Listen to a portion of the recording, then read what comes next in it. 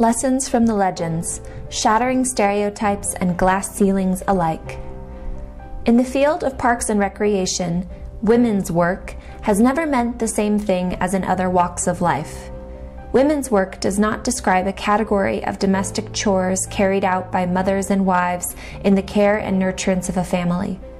In parks and recreation, women's work describes a history of expanding professional responsibility carried out by women in the care and nurturance of a profession. From Jane Addams, a Nobel Prize-winning social worker at the turn of the 20th century who single-handedly assisted immigrant families in adapting to their new homeland at Hull House in Chicago, to our very own 21st century Jane Addams, the American Academy for Park and Recreation Administration legend who cared for and nurtured the California Park and Recreation Society through an extensive period of growth and development, women have played a significant role in advancing the cause of parks and recreation in the United States. Of all the AAPRA legends in parks and recreation, approximately 1 in 5 are women. They range from early municipal park and recreation administrators like San Diego's Pauline DeGrange's and Des Moines' Catherine Krieg, who shepherded their communities through World War II, to academic pioneers like Indiana University's Janet McLean, New York University's Edith Ball, Bowling Green State University's Betty Vandersmissen, and California State University at Los Angeles's Patricia Delaney, who, through their teaching, scholarship, and service, introduced hundreds of future park and recreation professionals to this important area of human service. To more recent administrators, educators, and agency heads like Modesto, California's Mary Grogan, North Carolina State University's Carla Henderson, and the National Park Service's Fran Minella, who, through her hard work and dedication, modeled strength of character and extraordinary perseverance to get the job done. Considered together, their stories shatter stereotypes of women's work and glass ceilings alike. In retrospect, these women were the vanguard that laid the foundation upon which the future of parks and recreation will forever rest.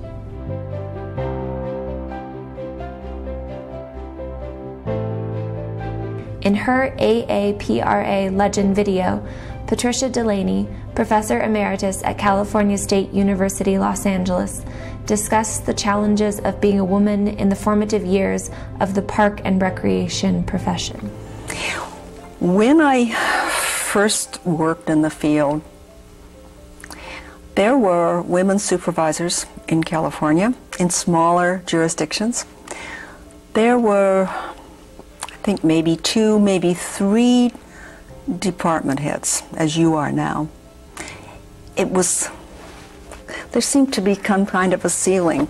You could become a supervisor of cultural activities, of women's and girls' activities, of playgrounds, but the top jobs were not often open to women. And maybe that's one of the reasons that when I was a citywide supervisor, and had been there for several years, and when the call came to move into academia, I went. But even there, in those days, not many of the department chairs were women. They were men. But you know, it sort of had always been that way. You didn't fret about it as much. You didn't resent the fact that... Not as much, no. But fortunately, in my view, times have changed now, and there's much greater recognition of who can do the job, and it doesn't matter as much whether it's a man or a woman.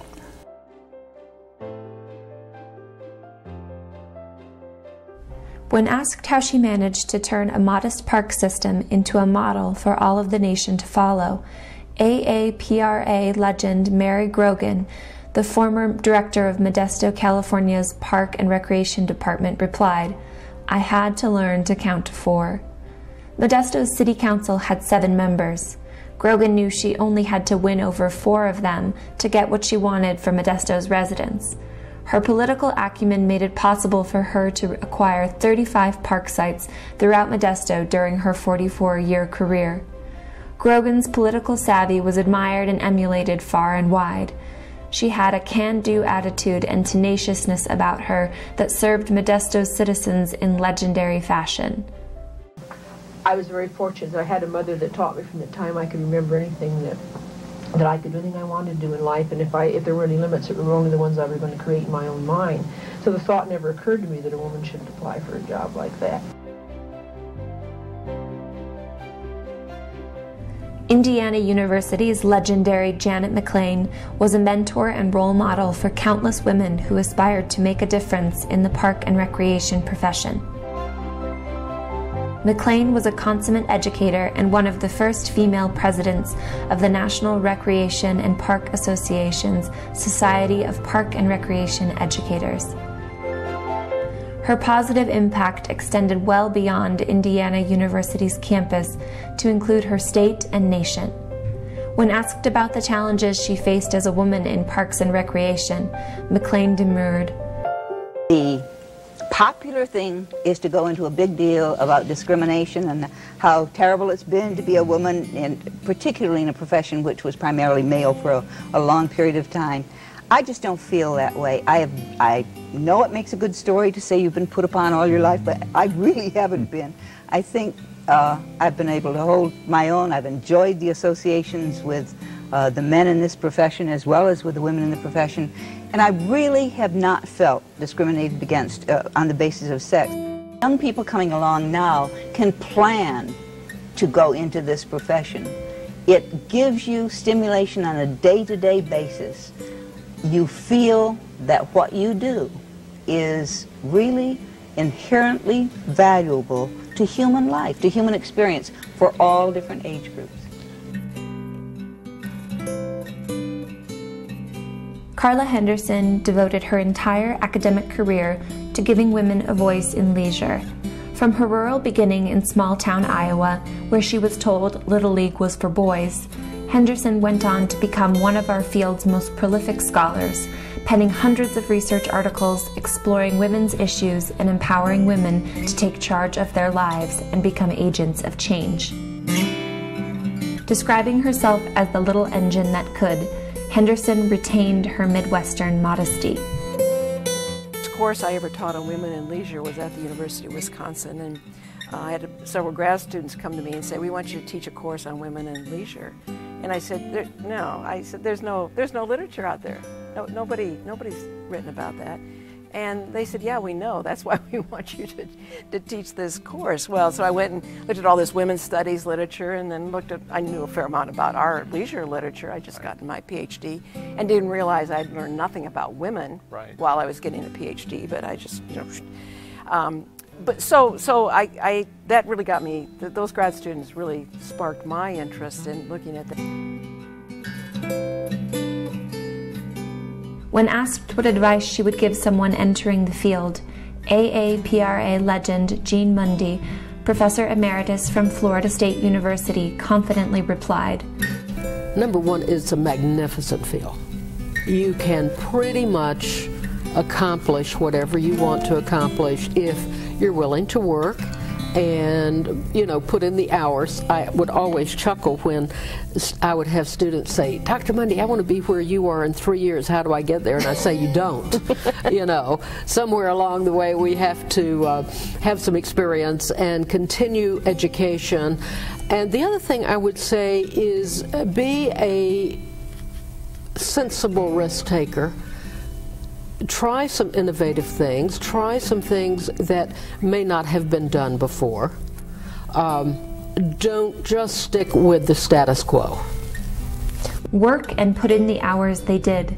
AAPRA legend Fran Manila rose from serving as director of Florida's Division of Recreation and Parks to become the 16th director of the United States National Park Service, the first woman to ever be entrusted with the stewardship of our nation's crown jewels, consisting of more than 84 million acres and 417 sites. Known for her ability to mobilize stakeholders and build partnerships, Manila worked alongside 20,000 employees and more than 125,000 volunteers to get the job done. I had a chance to serve this country and our parks for almost 6 years as director of the National Park Service. I came in 2001, in July of 2001, and left in October of 2006. And it was a great experience to work with the wonderful people of the National Park Service, over 20,000 strong, and all the wonderful resources. But during that time, of course, 9/11 took place and many other challenges that certainly affected what my game plan was to do during that period of time. But I was very lucky to have great support.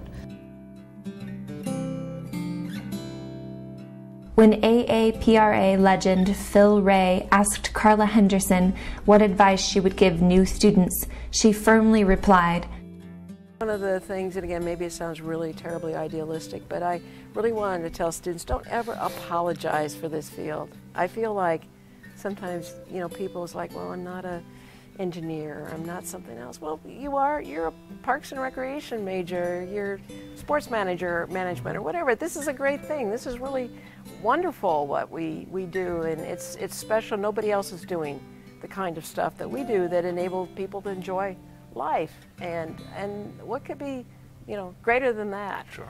It is fitting that our very own 21st century AAPRA legend Jane Addams has the final word.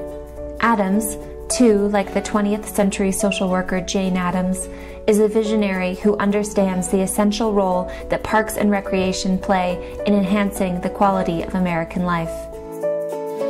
Parks are those spaces and places where people can come together and interact with each other.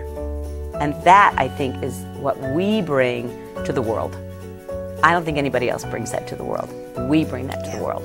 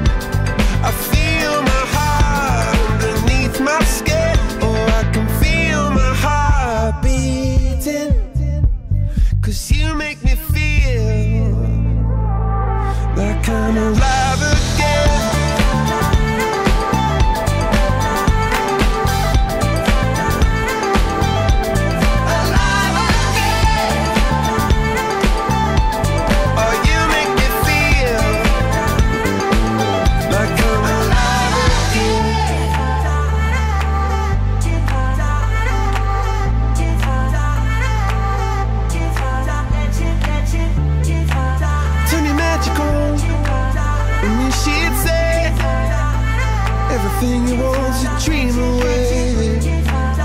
Under this pressure, under this weight, we are diamonds taking shape. We are diamonds taking shape.